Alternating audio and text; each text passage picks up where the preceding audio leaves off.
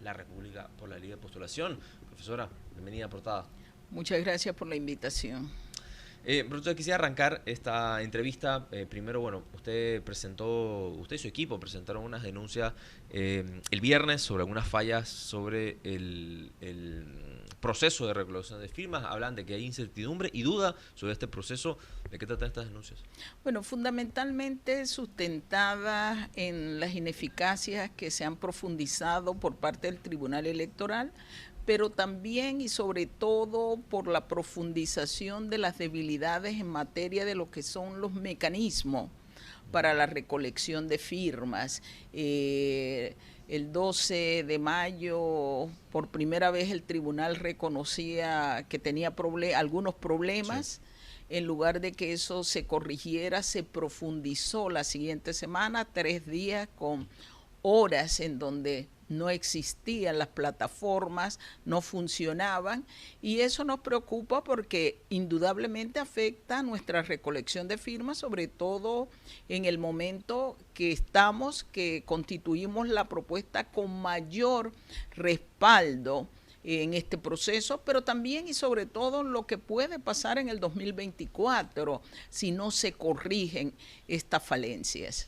¿Tiene pensado presentar alguna acción aparte de la nota que llegaron a, digamos, presentar en el Tribunal Electoral? No, hasta el momento nos hemos sustentado en poner en alerta a los magistrados. La nota fue dirigida a los magistrados, es decir, por encima de la instancia que tiene que ver, que es organización electoral, que nunca nos ha dado respuestas concretas y sólidas. Profesor, quisiera que entremos directamente en materia. Bueno, usted ha participado en varias entrevistas sobre sus propuestas, ha dicho, bueno, parte del programa y sus ideas. Una de las discusiones que estaban sobre la mesa y que usted también colocó sobre la mesa y durante las protestas de julio pasado, cuando participó en la mesa del diálogo, fue el tema del modelo económico. Y eso está sobre la discusión sobre cuál va a ser sus propuestas en ese sentido. Yo le preguntaría, bueno, el modelo económico, usted, bueno, lo ha cuestionado, el modelo económico político panameño, pero bueno, no es el único economista que lo ha cuestionado, también incluso de otras orillas políticas, ideológicas. Por ejemplo, el doctor Guillermo Chapman también reconoció que el modelo tiene problemas, digamos, genera problemas sociales. Yo le preguntaría, digamos, está claro que el modelo, digamos, tiene situaciones, crisis. ¿Cuál es el modelo alternativo que propone Maribel Gordón? Bueno, hay que ponerle nombre y apellido. Ese modelo es un modelo económico neoliberal que rige nuestro país desde 1979 a la fecha. Hoy a nivel internacional, incluso antes de la pandemia, se discute lo que los economistas llaman el agotamiento de ese modelo, sí, independientemente de que aquí algunos sectores parecen no darse cuenta. ¿Qué propone Maribel Gordón? Un modelo centrado en la vida digna, porque este es un país que ha crecido a tasas de 1 dígito, tasas de 2 dígitos, pero la pobreza, la inequidad, la exclusión, el desempleo vienen profundizándose, y eso se debe a que han puesto como objeto del quehacer público el crecimiento económico, no el desarrollo económico. El desarrollo económico implica bienestar humano. Nosotros hemos planteado un plan para la vida digna que se centra en esa relación armoniosa entre seres humanos, recursos naturales, donde la mirada esté en el bienestar humano. El bienestar requiere crecimiento, mas sin embargo el crecimiento no demanda ni resulta en bienestar humano, tal como lo ha vivido Panamá, y es lo que nos coloca en el 6º lugar con la peor distribución de la riqueza a nivel mundial. ¿Qué significa esto? Panamá es un país con riqueza mal distribuida. ¿Usted ha hecho en algún punto, digamos, la diferencia entre en su propuesta de cambiar el modelo a la idea de cambiar el sistema? Quisiera que nos explicase cómo eso se refleja en su propuesta y cuál es la diferencia. No, modelo está referido a la política económica. Toda política económica responde a un marco de Estado, y el marco de Estado a un modo de producción. Sí. Esa es la diferencia. El sistema tiene que ver con el modo de producción. El modelo tiene que ver con la política económica. Ningún modo de producción se cambia por la vía electoral. Ahora, Le pregunto esto porque algunos de sus críticos hablan de que si usted llegase al gobierno desmantelaría el sistema capitalista en Panamá y que se cortaría la libre empresa. ¿Cómo responde a esa crítica, Bueno, profesor? yo creo que hay algo de desconocimiento. Ningún sistema capitalista se desmantela en un país.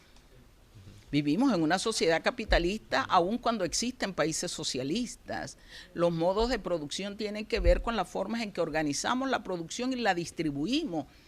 Panamá puede tener una conducta hacia el desarrollo nacional y social, pero el mundo es capitalista y el país sigue siendo capitalista. Entonces creo que es parte de la campaña falaz sobre la cual se montan quienes no tienen ningún punto para criticar la propuesta del plan para la vida digna. Entonces, bueno, sería, digamos, dentro de su propuesta, no estaría contemplada la idea de la posibilidad, por lo que explica razonablemente, que se vaya a cambiar el sistema político en No se Panamá con la cambia elección. de esa forma. Profesora, al respecto, ahora sí hablando concretamente del modelo, muchos autores encuentran parte del problema estructural del modelo en Panamá es la lógica transitista en la que se encuentra el país. Es decir, esta lógica de extraer y concentrar riqueza del tránsito de bienes, esa dependencia deja Panamá, esa dependencia, ese modelo deja Panamá a merced, digamos, de las disrupciones que pueda haber en el mercado.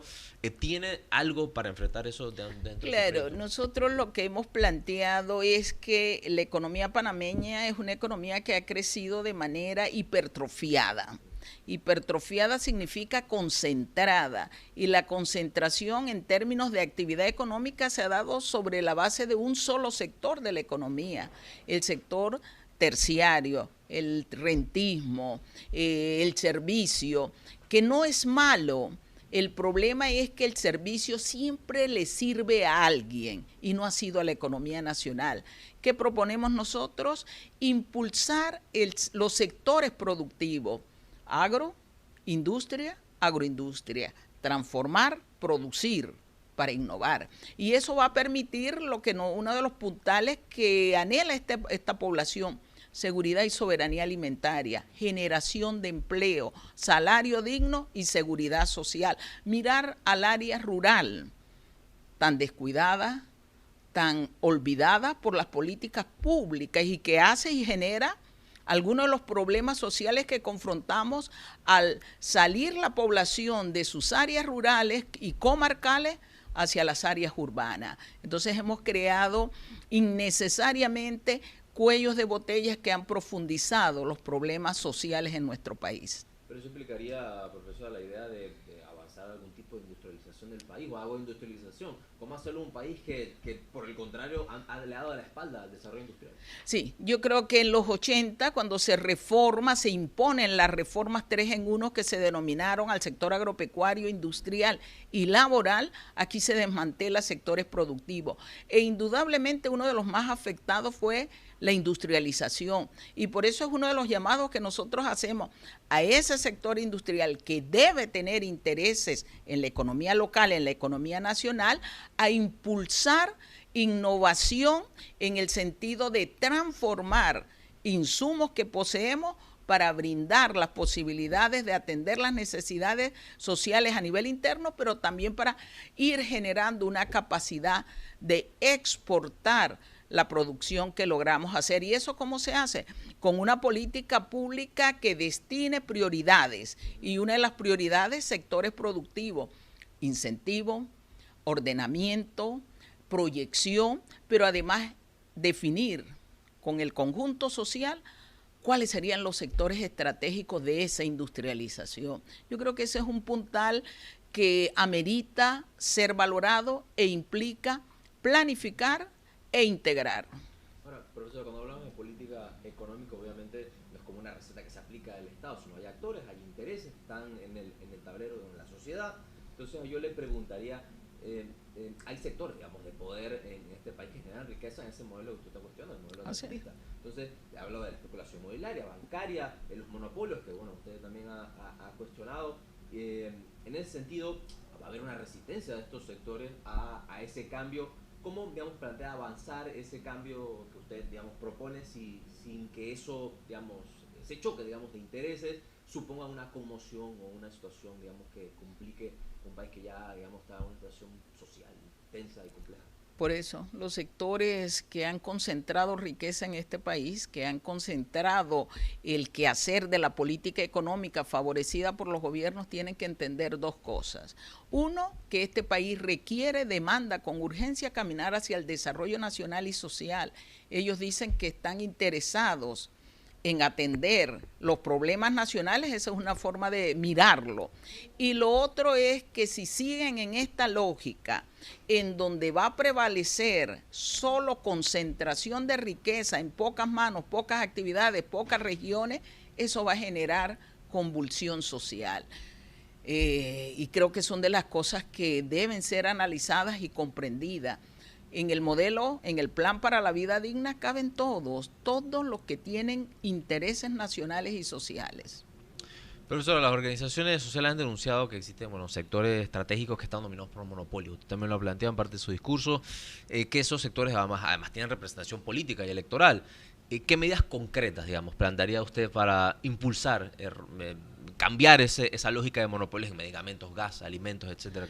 Bueno, creo que hay dos cosas. Uno, los preceptos constitucionales así lo establecen, que los gobiernos no hayan querido ejecutar esos preceptos constitucionales que dicen que no debe haber monopolios ni oligopolios es otra cosa. Hay que darle cumplimiento a través de una serie de reglamentaciones y definiciones de la política económica.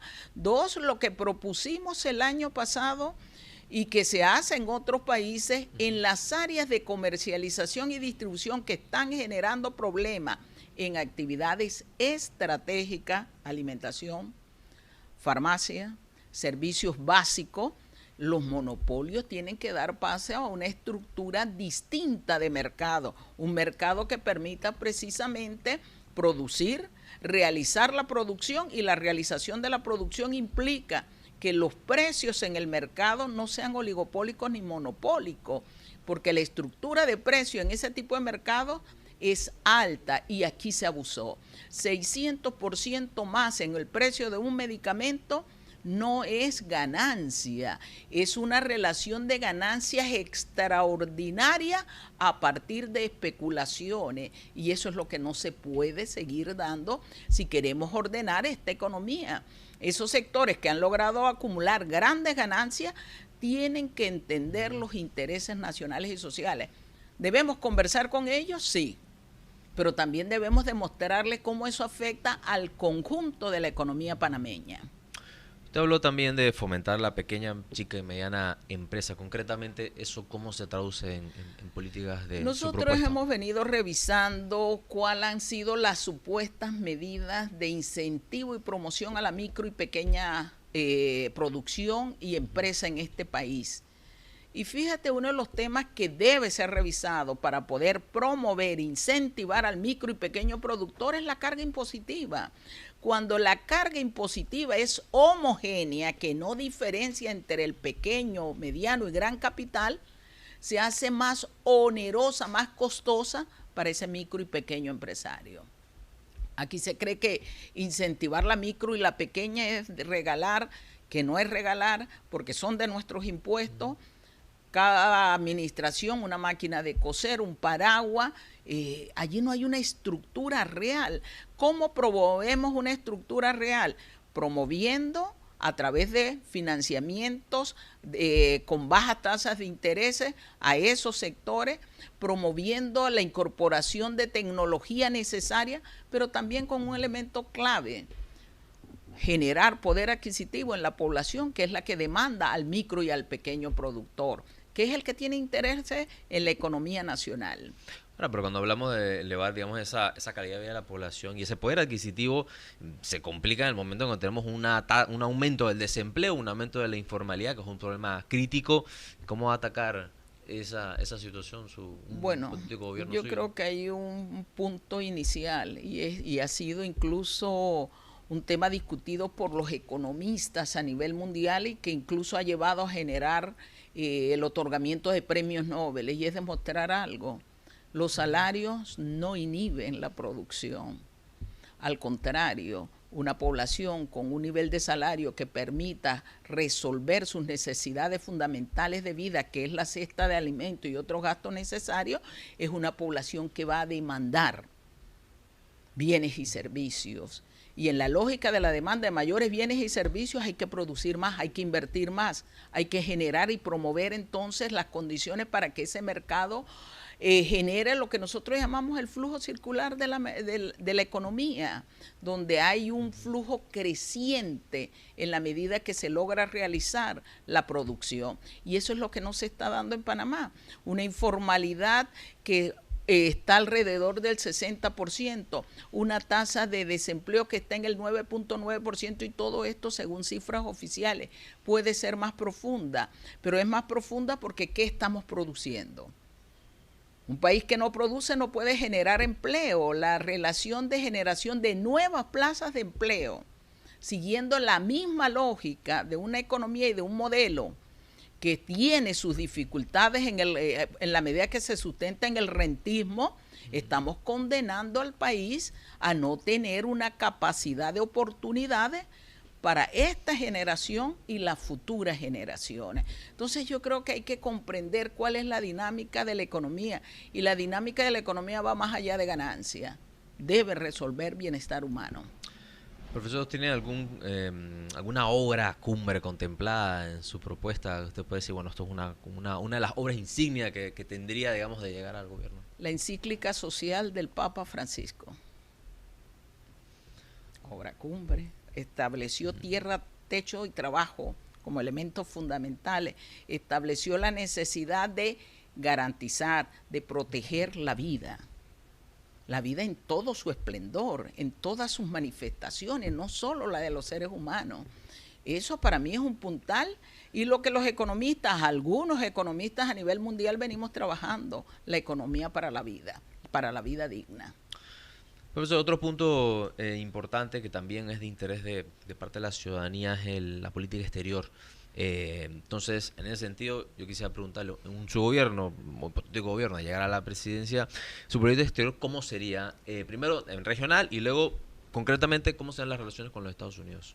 Bueno, yo creo que una política exterior de cualquier país tiene que estar sustentada sobre los intereses nacionales, sobre el respeto a la autodeterminación de los pueblos y en una relación respetuosa y armónica con los otros sectores. Es decir, que los otros países, los otros gobiernos deben de comprender que Panamá es un país.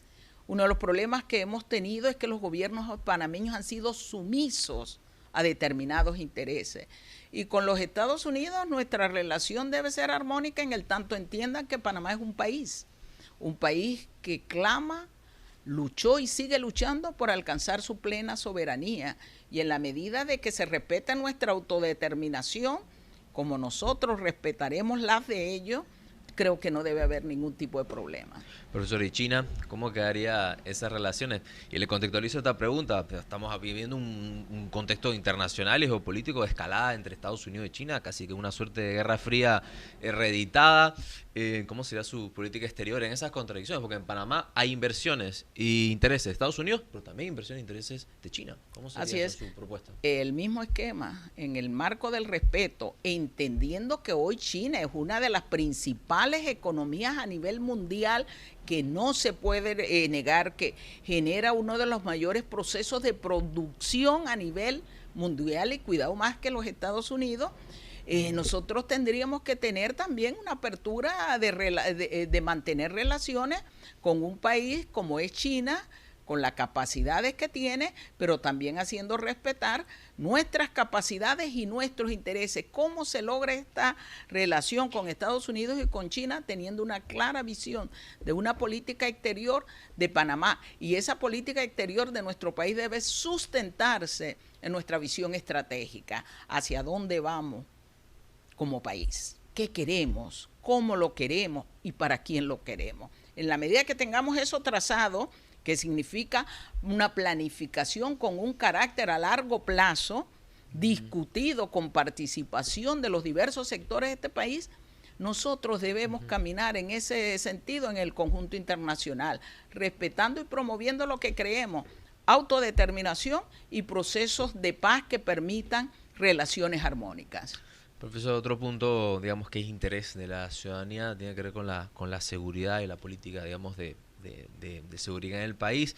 Usted viene, bueno, de una tradición política que es antimilitarista. Entonces, ¿cuál sería su estrategia de seguridad y defensa, digamos, para el país, tomando en cuenta, digamos, cómo está organizada la fuerza pública y que en los últimos años, bueno, hay muchas denuncias sobre digamos, especie de estamentos que se han ido militarizando durante todos estos gobiernos post-invasión? ¿Cómo será su política de seguridad en ese contexto? Bueno, yo creo que es necesario tener claro que en este país, pese a que se señaló constitucionalmente que no existe ejército, eso nunca ha sido una realidad concreta. Y hemos vivido un proceso de profundización de estamentos que se militarizan más allá de las funciones que tienen definidas. Eso es ilegal e inconstitucional. Yo creo en una defensa necesaria para el país en la medida que se den relaciones conflictivas con algún otro país, pero nosotros abogamos por la cultura de paz. Creemos en la necesidad de una policía profesionalizada y la profesionalización de la policía debe estar sustentada en el marco del plano interno, en una política de criminalización que tenga una connotación integral del fenómeno y a nivel internacional con las mismas vicisitudes de hacer respetar nuestros derechos y nuestro espacio. Profesor, otro punto, digamos, que salta, digamos, como pregunta cuando se presenta, se han presentado las candidaturas nuevas, tiene que ver con qué experiencia, digamos, van a contar para poder gobernar. En el caso, digamos, de los movimientos sociales y de izquierda en general, digamos, no tienen una experiencia de gobierno desde el inicio de la República, es que ni una junta comunal, ni una alcaldía. Entonces, la gente que está preguntando, digamos, cómo un gobierno presidido por usted compensaría, digamos, esto que alguna gente señala que no ha habido experiencia de gobierno anterior, porque una cosa es ser de oposición, otra cosa es gobernar. Desde la época republicana hasta la fecha, los mismos, se han denominado de diversas maneras, pero ha sido el poder económico el que ha controlado la gestión del gobierno. ¿Y dónde nos mantienen hoy? 20% de pobreza, 9.9% de desempleo, 60% de informalidad, 36% de los estudiantes que abandonan los colegios y no hay una política de respuesta, un problema de inseguridad social. Yo pregunto, ¿eso es experiencia y es la experiencia que vamos a tener? Nosotros tenemos experiencia en la elaboración de políticas públicas. Nosotros tenemos compañeros que han estado como funcionarios ejerciendo actividades y tareas en el quehacer público. Hay una capacidad instalada en nuestro país de profesionales que no son tomados en cuenta y hay un funcionariado público que conoce cómo se gesta el sector, pero que ha sido marginado, excluido.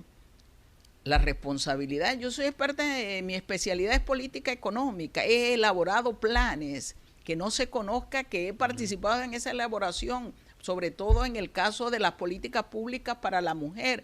He hecho propuestas para la seguridad social. No es la lógica neoliberal, es la lógica de cómo debe ser la gestión del sector público, de qué queremos como país, para quién lo queremos. Y en eso Maribel Gordón tiene experiencia y el movimiento social también. Otro tema, profesora, que está, bueno, esto ya más con la cuestión electoral, no solamente la recolección de firmas, sino lo que vendría, digamos, en el 2024. El movimiento social históricamente ha denunciado de que en la democracia en Panamá es una contienda que está dominada por el dinero. Entonces, en ese panorama, ¿cómo se financia la candidatura suya para competir en ese baile de millones que han denunciado? Uno, no creemos en que la política electoral y los llamados procesos electorales deban ser base del clientelismo político. Y yo creo que en eso nosotros vamos a dar, como lo hemos dado en otros periodos, cátedras de cómo gestionar. Yo creo que hay una conducta de mayor madurez de la población que se ha dado cuenta que el clientelismo no resuelve sus problemas permanentes, no resuelve el problema de acceso al agua potable, el problema de las falta de vereda, de la falta de iluminación, del deterioro de los colegios y de las instituciones de salud. Entonces, sí, sé que hasta los magistrados del Tribunal Electoral han dicho que el que no tiene dinero, ¿para qué se mete en política? Precisamente ese pueblo humilde y trabajador, esos sectores profesionales, esos sectores que quieren que sea decente la vida pública, que creen en la real democracia, vamos a dar muestra de cómo se hace política sin tener ese clientelismo y cómo lo hacemos nosotros, como ha sido la prueba fehaciente en este proceso, organizándonos, planificándonos, participación de los diversos sectores y con una propuesta real de política económica. Ahora, profesor, pero para llegar a la presidencia, digamos, tomando en cuenta las reglas del proceso electoral en Panamá, la mayoría de los que han llegado al gobierno han sido en alianzas, y eso, digamos, no es un fenómeno panameño, sino incluso regional. Por ejemplo, pienso de repente en Petro, en Colombia, que hizo alianzas con sectores del Partido Liberal, nada menos, que un partido tradicional de la élite en Colombia. Igual Lula lo hizo en Brasil, López Obrador en México, con sectores conservadores. La izquierda, digamos, nunca ha llegado sola al gobierno en estos países, estas experiencias. ¿Ha tenido usted acercamientos con algunos sectores de partidos políticos en ese sentido, en esa estrategia electoral? Con ninguno. Y porque nuestra alianza es la alianza con los sectores que creemos en que hay que generar un cambio. Hay sectores profesionales que se han incorporado a nuestra propuesta. Hay sectores de micro y pequeños productores y empresarios que se incorporan. Hay un sector organizado del movimiento social panameño en sindicatos, en organizaciones campesinas, indígenas, comunitarias, de mujeres, de jóvenes que se incorporan a nuestro proceso.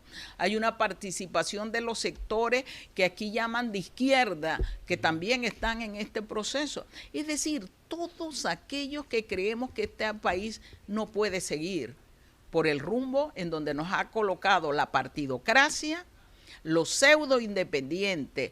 Tiene que haber un ordenamiento honesto, transparente, con propuestas diferentes, y a eso es a lo que estamos apostando. No vamos a caer en el clientelismo, no vamos a hacer alianzas con sectores que son cuestionados por la sociedad panameña.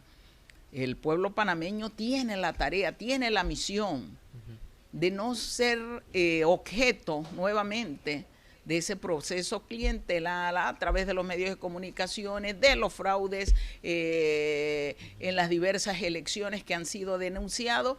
Vamos a caminar hacia la construcción de ese otro Panamá.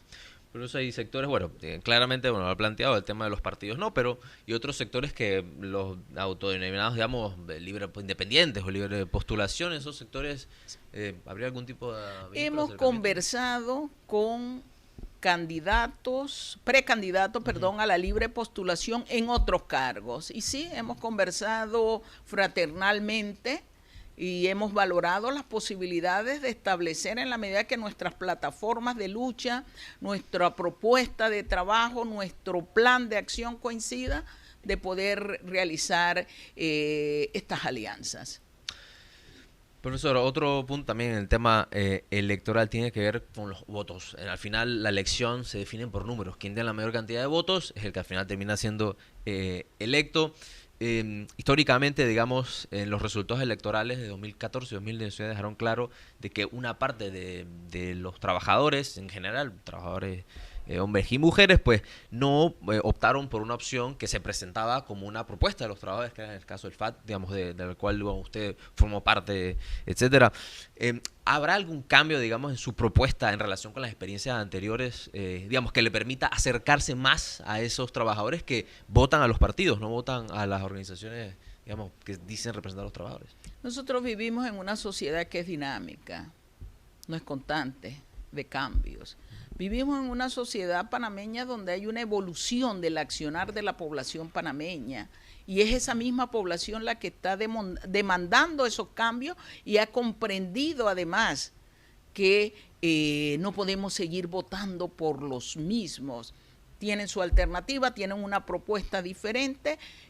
Nosotros haremos un trabajo de cara a cara, como hemos dicho, conversando en los diversos puntos de este país, en los diferentes comarcas, áreas rurales, áreas urbanas, con los diversos sectores, Y efectivamente creo que, así como lo hemos demostrado en este primer periodo de candidatura por libre postulación, precandidatura por libre postulación, lo haremos también en el 2024. Aquí dicen que hay sorpresa, el fenómeno Maribel Gordón. En política dice que no hay sorpresas, es sorprendido. Nosotros seguimos en un trabajo constante, planificado, organizado, de voluntariado, pero sobre todo consciente, comprometido con las mayorías de este país. Por eso me estaban, bueno, tenemos varios comentarios aquí en redes. Una de las preguntas que me estaban haciendo acá es, dice que cuál sería su proyecto de estructura, de inversión estructural más emblemático. ¿A quién le interesa aquí, bueno, ver el material esa de construcción? Bueno, un sector muy dinámico de la economía, además. El sector de la construcción. Sí. Pero bueno, ¿por cuál sería, digamos, tenía en mente algún tipo de... Sí, nosotros hemos insistido, nuestras bases de eje del desarrollo y del crecimiento tienen que ser los sectores productivos. Hay que recordar que el sector de la construcción está entre los sectores productivos, es parte del sector industrial. Lo que creemos es que hay que ordenar esta fase de lo que es la actividad de la construcción, caminar a atender, por ejemplo, las necesidades y los requerimientos de unas 150,000 unidades de vivienda, que es el déficit habitacional, que no se atiende por ninguno de los gobiernos. Creemos que hay que ordenar la construcción de la infraestructura pública y uno de los elementos que se requiere es levantar algún nivel de infraestructura pública en los colegios, en la parte educativa, donde hay planteles que son trampas de muerte y que aquí no se atiende. Creemos en la necesidad de cambiar la visión de un sector que dicen que debe ser motor del crecimiento, el turismo. Yo creo que hay que pasar del negocio al turismo a promover la actividad turística, que son dos cosas. La actividad turística promueve negocios, sí, pero el énfasis no puede ser el negocio del turismo. Y creo en la necesidad de levantar otros sectores abandonados, cultura, deporte, como fase en el marco de un desarrollo sostenible y sustentable. Los sectores productivos para mí son un gran eje del devenir y estructuralmente la base siempre es la vida digna. No puedo olvidar lo que todos los gobiernos han olvidado, los seres humanos. Por eso quisiera cerrar esta entrevista con una pregunta, digamos, que se agitó durante las últimas declaraciones que está tenido en redes y tiene que ver, digamos, con una parte de la población que está preocupada de que si llegase un gobierno, digamos, de postura de izquierda o progresista, eso afectaría su calidad de vida. ¿Qué le diría a esa parte de la población que teme, digamos, por diferentes razones, que tengan un gobierno, digamos, como con la postura suya, que llega al Palacio de las Garzas? Bueno, yo no sé, el nivel de pauperización de las condiciones de vida no se han dado por lo que algunos llaman gobiernos de izquierda, han sido por los gobiernos de derecha. Yo creo que la población hay un grupo que se ha visto beneficiado, un reducido grupo. Nosotros que hemos planteado sobre la base de eso, aquí hay que atender el tema del agua potable, acceso al agua potable, el tema de la educación, el tema de la salud, el tema de la infraestructura, el tema de la producción y la transformación de la producción. Si eso no lo atendemos y si a eso se le llama gobiernos de izquierda, entonces ¿en qué está pensando ese sector reducido de la población que es el que ha acumulado la ganancia, la riqueza de nuestro país? Fíjense, a mayor crecimiento económico, la proporción que ha ido a salario se ha ido disminuyendo y en ello se ha visto afectado las capas medias, los sectores profesionales que también se han pauperizado en sus condiciones de vida. Este país no soporta una política económica que siga concentrando en 115 ultramillonarios la riqueza de nuestra nación. Y cierro con dos planteamientos. Hay que recordar cómo surgió la izquierda, y la izquierda surge, el concepto de izquierda surge cuando en Francia se luchaba por las libertades, por la atención y por destruir, derrumbar las monarquías. Los sectores del status quo conservadores se sentaron a la derecha, los que pidieron el cambio a la izquierda. Y a mí me llama la atención cuando hay sectores que abanican este tipo de planteamiento porque se miran desde ellos en el reduccionismo de sus máximas ganancias y me preguntan si soy de izquierda, y lo mismo hicieron cuando el Papa Francisco sacó a la luz pública la encíclica social. Entonces parece que atender las necesidades de la población humilde y trabajadora, de las capas medias, de los profesionales, de los sectores comprometidos con la vida económica a nivel nacional, es ser de izquierda. Ellos lo dicen, ellos son los que están planteando que la derecha no está dispuesta a resolver esos temas fundamentales. Sí, bueno, además el concepto mismo de izquierda creo que es un poco acotado y maniqueo, ¿no? Para poder describir la complejidad, digamos, de las sociedades. Pero bueno, es la, digamos, el eje ideológico mediático en el que muchas personas pues ven las dinámicas políticas. Más allá de eso, bueno, su candidatura, si te llegará a la papeleta, yo creo que bueno, va a ser un punto interesante desde el punto de vista político electoral. Hoy estuvimos con la profesora Maribel Gordón, ella es economista catedrática de la Universidad de Panamá y precandidata por la libre postulación a la presidencia de la República. Gracias, profesor, por acompañarnos. Gracias por la invitación. Hoy en Portada, nos veremos mañana, como siempre, a las 10:30 aquí en este espacio de La Estrella de Panamá. Saludos.